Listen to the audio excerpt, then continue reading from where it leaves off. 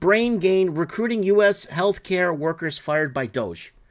What are you, fucking stupid?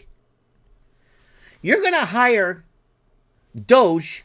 So Doge fired a bunch of, I guess it was equal hiring opportunity people in America that got fired because they didn't qualify for what the hell they were doing in healthcare. And then Canada comes around, and now they're brain gain in Canada. We're going to get everyone that someone else fired because they didn't qualify for their jobs. And now they're coming to Canada.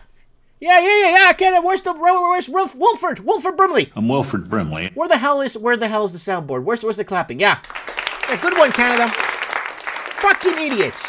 So now Canada's brain gain recruiting U.S. healthcare workers fired by Doge.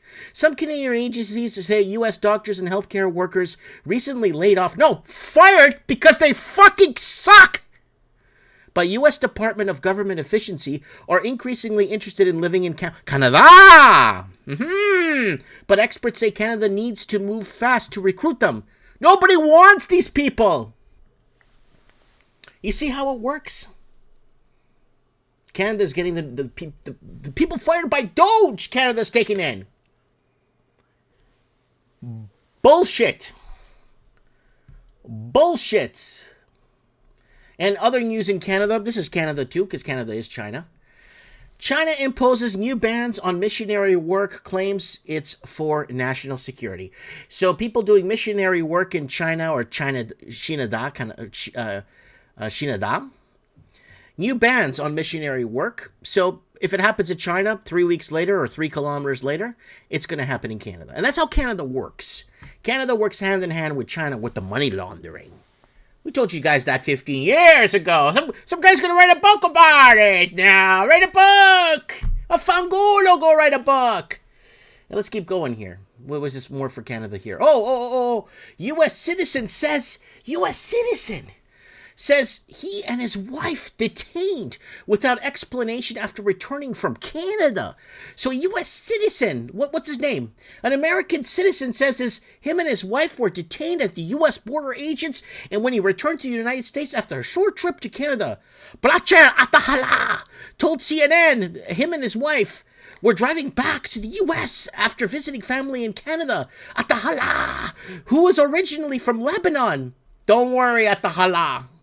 Don't worry. When I come back into Canada with a Canadian passport, you get the East Indian woman running to me in the airport.